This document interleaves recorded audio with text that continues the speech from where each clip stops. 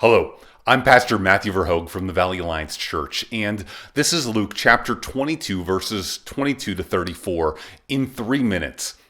In this passage, Jesus deals with something that many of you struggle with, and that is fear and anxiety. And Jesus gives us 3 keys in our daily battle against fear. Key 1, consider the raven and fear nevermore.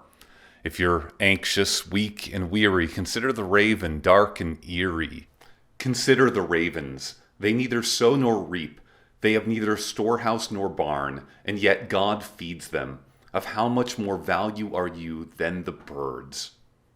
Now, Jesus uses the raven here, not because the raven was a particularly beloved animal, but that even this unclean bird is cared for by God's providential hand. If God even cares for the despised blackbird, how much more will he care for his children? And so when you see the raven feeding, see God's hand gently leading, providing what you may be needing without any care or store. Consider the raven and fear nevermore. Key 2, consider your weakness. And which of you, by being anxious, can add a single hour to his span of life?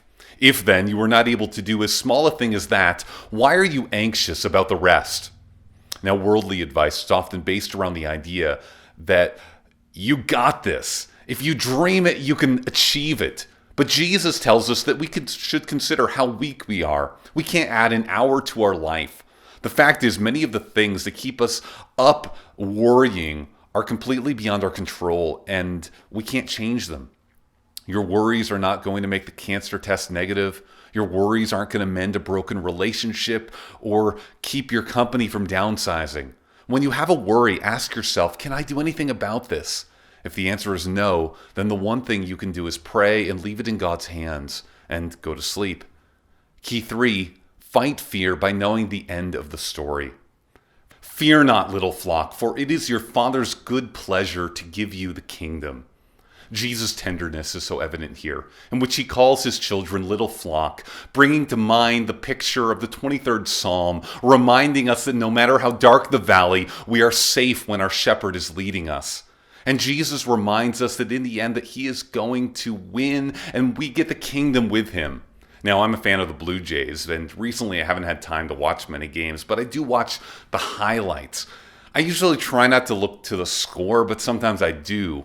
Watching the game knowing the score is not so much fun, but it is relaxing. They might be down 6 in the 7th inning, but I'm just wondering how they come back and win this game. In the same way with Christ, it might seem like we're down a lot of runs, but we need not fear because we know the final score. Jesus wins and we with him.